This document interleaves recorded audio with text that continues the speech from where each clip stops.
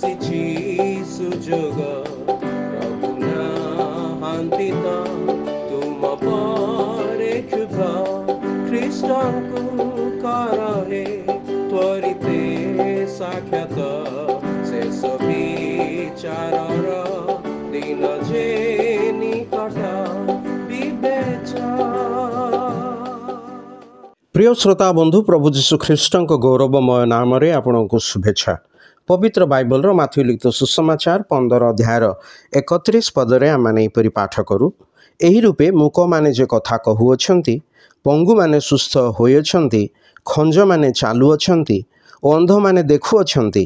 एहा देखि लोक समूह चमत्कृत हेले, पुणी इस्राएलर ईश्वरंक महिमा कीर्तन कले।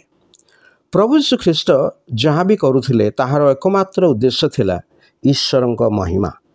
प्रभु यीशु ख्रीष्ट जो समस्त आश्चर्य कर्म मान करुथिले, यथा मूक माने कथा कहिले, पंगु माने सुस्थ हेले, खंज माने चालिले, अंध माने देखिले, ए समस्त देखि लोक समूह चमत्कृत हेले, पुणी इस्राएलर ईश्वरंकर महिमा कीर्तन कले।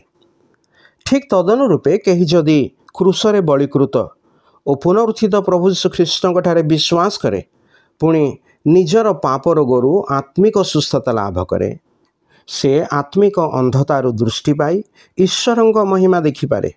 आत्मिक मूक अवस्थारू सुस्थता पाई निजर मुख द्वारा ईश्वरଙ୍କ निकटरे प्रार्थना करे। आत्मिक खंज अवस्थारू सुस्थता पाई ईश्वरଙ୍କର आज्ञा पालन करी ताहांक मार्गरे चाले। प्रभु यीशु ख्रीष्टଙ୍କ ठारे विश्वासकारी प्रत्येक व्यक्ति परित्राण प्राप्त हुए, जार जीवन देखि लोके ईश्वरଙ୍କ महिमा कीर्तन करती।